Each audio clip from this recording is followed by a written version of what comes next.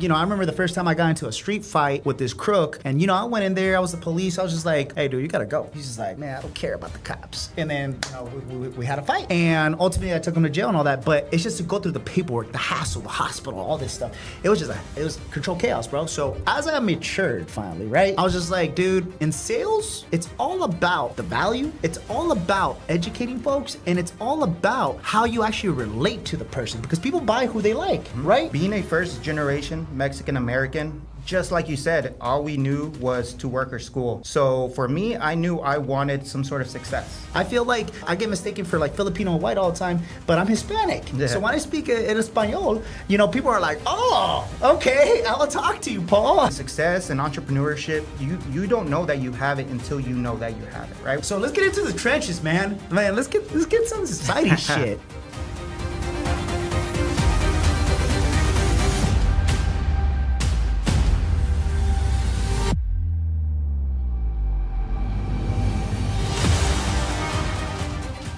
Hey guys, and welcome to the Level Up Podcast with Paul Alex. This is a brand new episode, guys, and this is going to be our very first interview on this podcast. I'm super pumped to actually be interviewing this entrepreneur. He's in merchant services, which is AKA credit card processing, guys, and he's going to drop a bunch of gems on this podcast for you guys, so you guys can start making residual income with credit card processing, guys. Hey, Vince, how you doing today, brother? Hey, how's it going, Paul? Thank you for having me. No, absolutely, man. Hey, so I'm pretty pumped that you're actually here in Miami, man. You're originally from Florida, right? Yeah, Tampa. Tampa? Tampa Bay. Born and raised? Born and raised. Love it. Love it. No, so if you guys didn't know, Vince, he was actually one of my mentees for a couple of my companies, ATM Together, Merchant Automation, and now he is squared away, guys. He's making residual income. He's at the point where he's financially free and he's able to take care of him and his family. And guys, now he has some new upcoming things up in his pipeline, and hey, we're here to talk about it. Okay, so Vince, let's go ahead and get into it, bro. So like, what are you currently doing right now for a living? Yeah, so I'm doing two things right now. First is building my book of business through credit card processing, and now officially launching my program where I help 9-to-5ers build an additional source of income through credit card processing. Whoa, that's pretty badass, bro. Yeah. I love that. So let's talk about your journey in merchant services, okay? So when did you start merchant services? Back in November. So it's been 8 months now in merchant services. 8 months. Man, a lot of people will still consider you a rookie, right? Yeah. No, yeah, it was the same thing when I was like in law enforcement, you know, as a cop dude, like I was volunteered to go into investigations after like a year and a half. Typically cops, you have to wait till 5 years to go into investigation. So I feel like you're in the same boat, but with merchant services. Okay, cool. So you got 8 months of experience. What have you been able to do in those 8 months? Yeah, since November, I started the merchant automation program, and I've been able to learn from 9-figure entrepreneurs like shout out John Sarabia on how I could approach businesses. And for me, with no sales experience, that was huge to really make it possible. So I was able to tap into my network and truly understand the path that I should take. Because of course you could go one way, you could go the other way. So being able to tap into merchant automation, I built up my book of business right now, 10 accounts. Wow. So, and that's huge for my family, right? Absolutely. Especially when you start seeing the residual income hit. Yeah. Like, you know, that's when you really start believing. And I mean, just within this next 2 weeks, I have 5 accounts ready to get signed up, right? Whoa. Yeah, so it's really tangible, and especially with your network, right? Yeah. And mentorship, I was able to get to this point. Now, I would say I don't have the, years of experience, but that's the beauty of it. That's when ordinary guys like myself could get together and share those tips, those what's going on in real time. Yeah. Like the struggles, right? The trenches. Dude, I love that. And I love that, Vince, because like essentially you are not only doing it, but now you're helping other people get into it. And the great thing about you, bro, is you're very relatable. You know, I have over a decade in being in entrepreneurship, and I mean, I'm older, bro. I'm 36, right? You just turned 30, right? Yeah. Yeah. So you're getting into your prime, man. I'm exiting my prime. I'm going to my 40s, bro. But I'm just kidding, guys. But with that being said, guys, no, in all seriousness, especially in the online space, when people try to launch programs, it's just like it seems like they never do what they're selling. right? So I like the fact that you're actually still doing it. It made you financially free. And dude, you're still locking accounts left to right, which is badass. And yeah, shout out to John Sarabia. Dude, if you guys don't know the background behind John Sarabia is actually one of my business partners out of Los Angeles, California. This guy is a maniac. Like, he is a straight G when it comes to sales and merchant services, right? Absolutely. So like the guy, I mean, he does like 3 sales clinics a week, guys, inside of our group, Cashless ATM Business for Beginners on Facebook. It's one of the largest for merchant services. But yeah, I mean, he's been a rock star. I know him and Robson, his partner, they sold literally over $170 million in revenue in the past 15 years within their organization. They're our ISO, or independent sales organization. So they definitely know what they're doing. And you have great mentors, bro. John is just a class act, bro. Okay, cool. So let's get into the trenches, man. Let's get some exciting shit. All right, I'm pumped. So, what is the hardest part of starting your own merchant services business? The hardest part, I would say, is the mindset behind it. Because as you get into a new endeavor, right, and with it having little experience, or maybe you do have experience, it's understanding how to navigate the business owners. Yeah. We have many merchant service providers out there. So how coming into this space, how could you be different?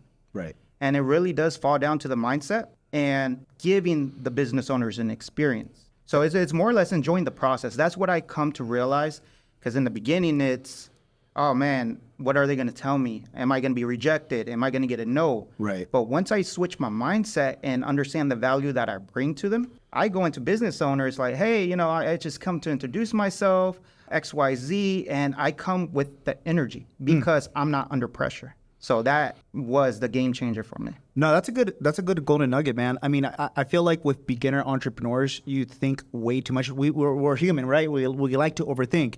And I always tell people, man, like these 2 words is what changed my life. Imperfect action.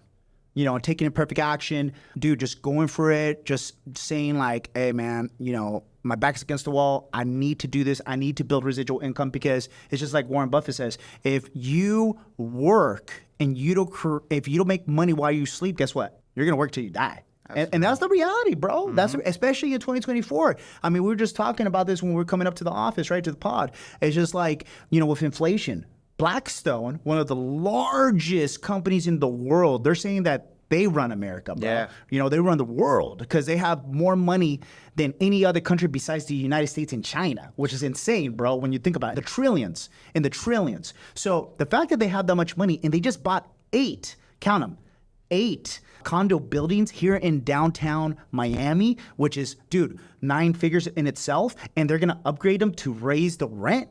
What's going to happen to all the people that live here that actually were born and raised in Miami, dude? Absolutely. They're going to get pushed out. Yeah. They're going to get pushed out because now inflation's going through the roof. So what do people need to do, Vince? They need to build residual income, right?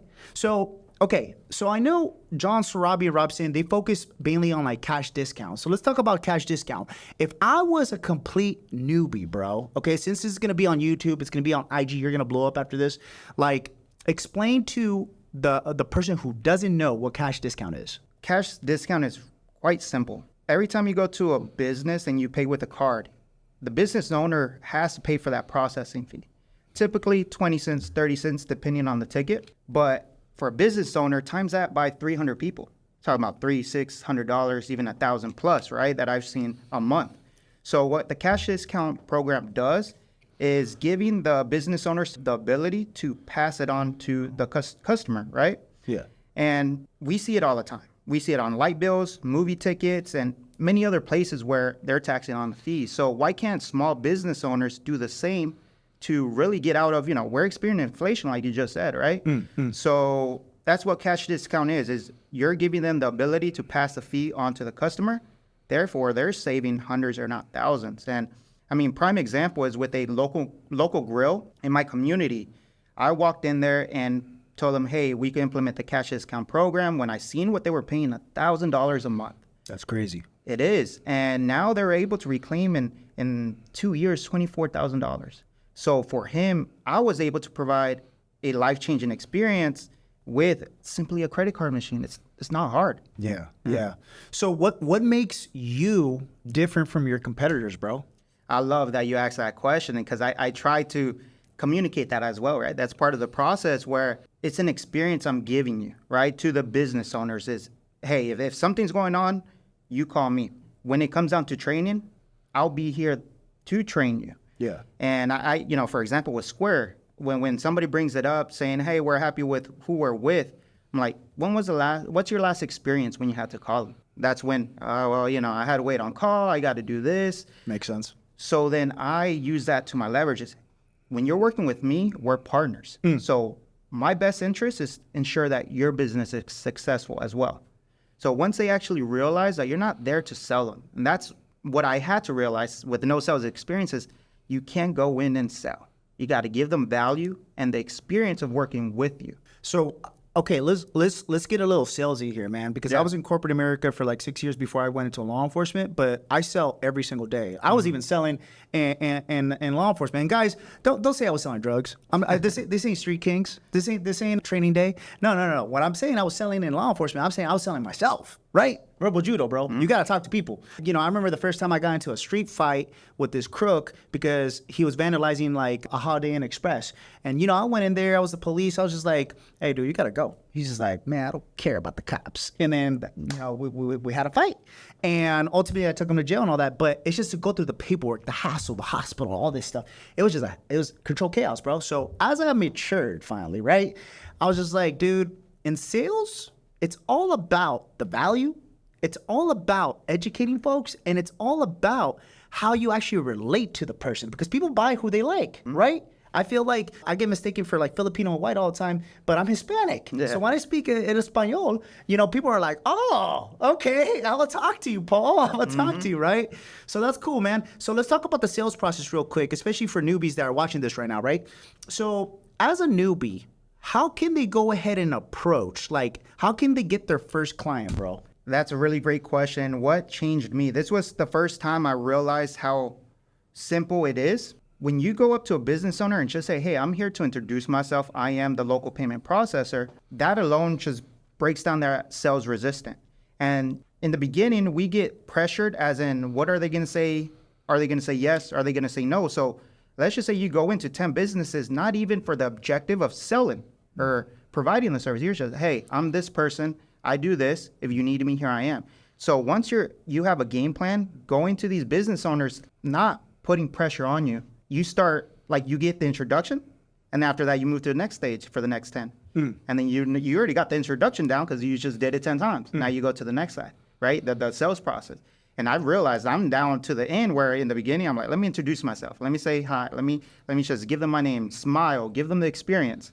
And then as I continue to do it, it becomes easier as you go down the pipeline of the sales. Wow. So essentially, in a nutshell, you're giving them such an elite experience at a high level that they have no option but to do business with you, bro, because no one else is going to bring it like you. That's awesome. I love that. For beginners, that would be key is don't even put pressure. It's all about mindset. Don't put pressure on yourself because that's when you trip and fall.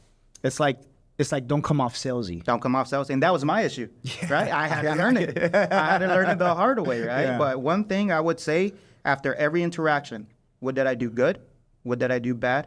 What could I do better? That's it. Your mindset. Yeah. No, I'm all about mindset, bro. I mean, this is why I made this podcast. Yeah, right. Right? Level up. Level up, bro. Yeah. All right, cool. So let's go ahead and talk to the audience, bro. And what if like somebody's watching right now and they're super inspired by you? Because you got an inspiring story, bro. Like, we didn't go deep into your background, but like go into your background on what they made you. Like, because I feel like as an entrepreneur, you're made. Like, you're made into an entrepreneur.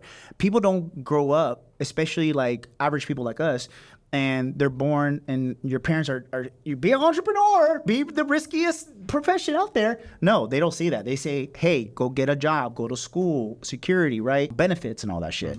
So what made you become an entrepreneur, bro? Like, what was the transition? Being a first generation Mexican American, just like you said, all we knew was to work or school. So for me, I knew I wanted some sort of success. And at first, my success was in the early stages, it was first starting as a pizza boy, pizza delivery at $5 an hour. And that helped me understand, okay, I do not want this for myself, right? So then I moved on to HVAC, thinking, hey, that's a trade, is really good money. And I come to realize you work hard with your body. Being in the attic or under mobile homes, running ducks, Florida heat, it doesn't play, right? Yeah. No, So absolutely. again, I was just looking, what is success, right? And I didn't have that blueprint handed to me. Yeah. And so I thought school was the next step, right? I couldn't work with my body. I couldn't work with, delivering pizzas. So let me go to school. And for me, like you said, I don't come from a background where I have money. Yeah. So I had to depend on a government loan, right? And luckily my mom was there to sign for me. And so that's what I thought success was going to be. Right. And I would say I dedicated myself to work very hard in my career. And that's why I went from $9 an hour all the way up to 6 figures within 10 years. Yeah. And I thought that was success until I realized, especially like you mentioned earlier, inflation and everything included is not the same, right? And I have 2 boys now, and I wanted to give them the experience of being nurtured by their mother. So that just puts pressure on me to make sure I come ahead. So again, success and entrepreneurship, you don't know that you have it until you know that you have it, right? Once you see the opportunity, oh, this is what success or entrepreneur really is. And essentially that's just financial freedom. Yeah. And being able to do what you want, how you want, whenever you want, and spend time with the people that matters the most. I love that. I love that. And that's why you're sticking with merchant services, credit card processing, because it builds you residual income, and essentially it's going to make you financially free, or it already has, but that's why you're trying to create a program, right? Brother, it's crazy when you get paid last month on residual income. Mm-hmm. You're like, how many hours did I truly spend on those clients? Yeah. Right? Yeah. So, yeah, exactly. And that's why I want to show others, I'm ordinary. I'm an ordinary man with like I said, first generation Mexican American, and I didn't have the tools accessible to me. Yeah. So I want to be able to provide that to others that look at me as an inspiration. Like, I want to work with that guy, right? Because there's many places you could go to. And once again, it's building that experience. So being able to do that for others and seeing their fulfillment, that's what really drives me to build this program of helping 9-to-5ers add an additional source or even become financially free through credit card processing. Oh, that's fire, bro. So tell the audience, basically, like, I know there's a startup fee with, the program that you took. Obviously, I mean, business is not free, guys. You have to have some skin in the game. But after you pay up the startup fee for the program, what would be like the cost to enroll or sign up a merchant? Okay. And I know there's startup fees. I know there's fees that you had to pay for your mentors in your program. I mean, nothing in life is free. So what are you paying now? What's the average cost for a terminal or POS that you have to install? It really depends on the needs of that business. You could have a simple terminal, which typically costs $200-$300. There's Deja Vu's, there's Valors, and then once you get into POSs, there's Clover, which they run about $1,000, $2,000. But the beauty of the program is that you get to really manage the way you want to present it. So you could have the business owner pay the cost, or if it's a big enough account, it's an investment for residual income. So it really depends on the way you manage the deal itself. But typically, I would say average $300 to $2,000. All depends on the business itself. Oh, that's not bad. No. That's not bad at all, especially if, what's the average that a terminal can make you? Average is typically $200-$300 per terminal. I mean, I got locations running me $600 to $1,000, right? Damn. That's a good location, bro. What is the most you've ever seen, like, from your counterparts, bro, or your teammates or whatnot that that are also in this business? So a stud that I really look up to in this space, because he started when I started, is Bryce from Merchant Automation. And he's to a point now where he built up 6 figures of residual income or getting close to it, right, for the year. Hell yeah. So just understanding how achievable it really is, it's just putting in the work, right? Putting in the time, the energy, which that essentially determines how fast or how slow you get it. At the end of the day, you could get it, right? We all have friends that have businesses or know people that know businesses. It's as simple as reaching out to others, right? That's true. So let me drop a golden nugget right here. This is how one of the ways I plan to scale up to 100 is through tapping into marketing businesses. So businesses that offer websites, CEO, branding, adding my processing as a white label to their business as an offering. So now when they talk to business owners and they are kind of scared of the marketing costs, hey, we got payment processing that offsets some of that so you could pour it into marketing. So imagine how much leads could pour into you not with just 1, 2, 3, 4, 5 marketing businesses. And as simple as that, right? It really is your network is your network, right? Yeah. No, your network is your net worth, bro. But man, you dropped a ton of gems on this pod, and I appreciate you, man. So just to summarize everything that you guys heard, I mean, Vince Conquer is legit as they come, guys. He's doing the business, and now he is doing a program. So the program, is it a coaching program? Is it a consulting program? Who's the program for? The program is for 9-to-5ers that want to build additional source of income through payment processing. And it's more of a consulting program. So it's being involved in a community and directly with me, where I'm either going live or even dropping videos in real time, me approaching businesses. What was my mindset at that moment? How did it go? How did it finish? What did I do right? What did I do wrong? Like I said earlier, right? So I want to be able to give that. I already recorded for myself to really look back and process what just happened. So why not give it to others to where they're not spending hours of trying to learn it? Yeah. Because they're learning in real time with me, right? And so I feel like that's very powerful, especially for a 9-to-5er with the time constraints we have in a day. You got to find ways to do it fast. And this is a way they could do it fast, right? And how to manage your time. Like I had to manage my time either before work, during lunch, after hours, right? There is a science that goes behind it. I love that. I love that, man. So your program is to basically help people start this business, make an additional source of residual income, and then you're building out an entire community for like-minded individuals. That's badass, bro. I love that. I love that. Kudos to you, man. Kudos to you. All right, cool. Where can people find you? So there's a couple ways you could find me. One is through IG, Vincent Conquer, and also our free Facebook group, Cash Flow with Credit Card Processing. And that is where we will make the magic happen.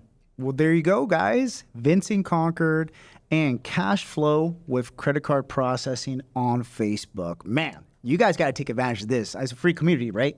Absolutely, yeah. I love that. I love that. Guys, my name is Paul Alex, and this is the Level Up Podcast. We're here with Vince Conquer, and we'll catch you on the next one. Let's level up.